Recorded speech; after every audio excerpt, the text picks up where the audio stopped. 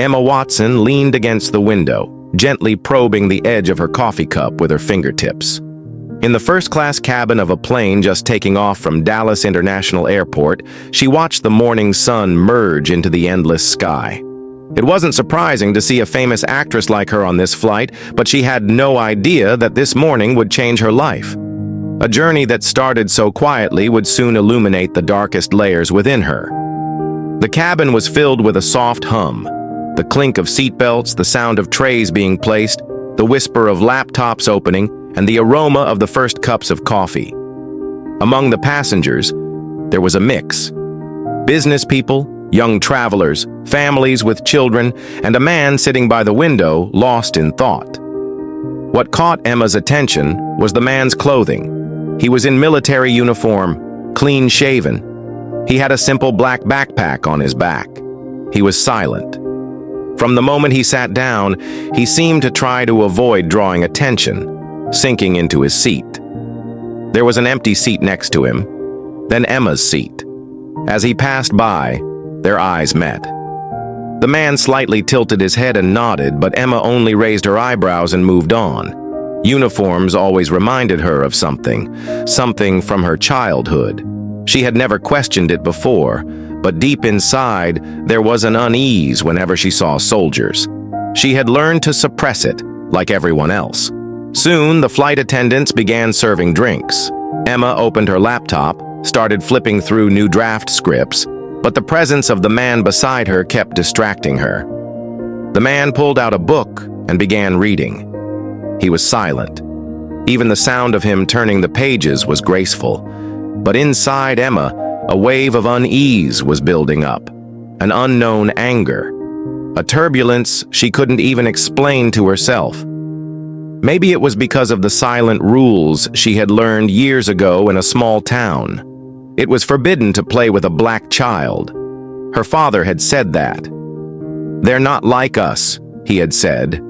She hadn't understood it back then, but those words had silently taken root inside her.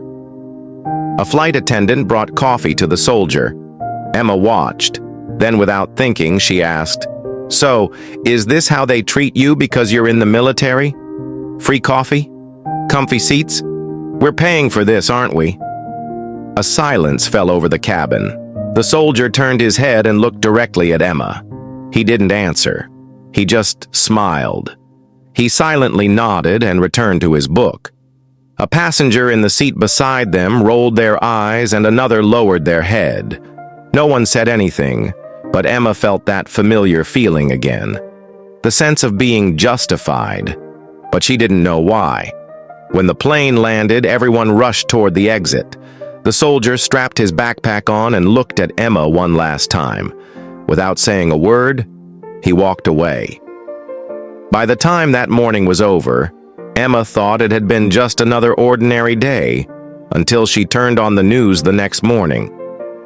Fallen hero, Sergeant Michael Harris lost his life while saving 3 civilians during a mission. Her heart skipped a beat. She looked at the picture. Yes, it was him. The man who had sat next to her, silent, reading a book, smiling. Emma dropped the cup from her hand. The coffee spilled across the table. She was breathless. She read the story again and again. What was written about him pierced her heart. His heroism, his missions, his medals, but most of all, his last interview. If I can inspire even one person, all my efforts will be worth it. Emma stared blankly at the screen. Tears streamed from her eyes. This man had died just hours after getting on that plane.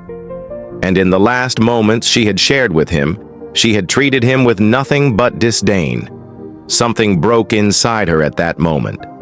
She thought about what she had said that day, the power of words, the weight of them, and for the first time, she felt so ashamed.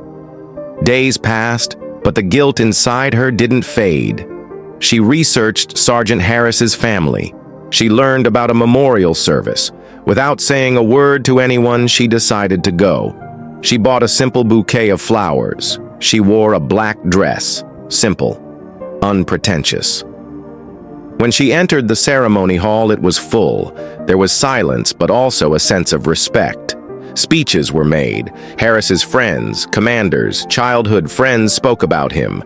They talked about how kind he was, how fearless he had been when needed, and how once, just to make a little girl stop being scared, he handed out toys in a village where a bomb sound had been heard. Finally, an elderly woman took the microphone. She was Harris's mother. Her eyes were red, but her voice was clear. "My son once told me, 'Mom, sometimes people treat you badly because they feel bad about themselves. We can be better. Kindness is contagious.'" The room fell silent. Emma wanted to stand up at that moment, but her knees were shaking. When the crowd dispersed, she gathered her courage and approached the mother. She tried to speak, holding her heart with her hand. I was on the flight with him. I wasn't aware of what I said. I heard him, but I didn't know who he was. Now I can't tell you how ashamed I am." Harris's mother stayed silent for a while. Then she took Emma's hand.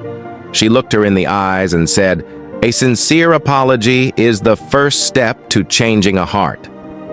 Those words marked a turning point in Emma's life. From that day on, she started to change silently. She first launched a donation campaign. She donated to charities supporting veterans and made short documentaries telling their stories to the world. On social media, she spoke the most about how prejudices silently grew and how people judged others without even knowing themselves. She chose to walk in real life, not under the spotlight. One day, she was giving a speech at a park, at an event organized to help a school. At the end of her speech, she stopped, looked at the crowd, and said, "Years ago, I looked down on someone just because of their appearance. But that person was a hero. I realized that too late. But now I understand that change is possible, and each of us can make that change." The crowd was silent. That brief silence ignited a spark in hundreds of hearts. And from that day on, Emma Watson was no longer just an actress. She became a witness to a journey.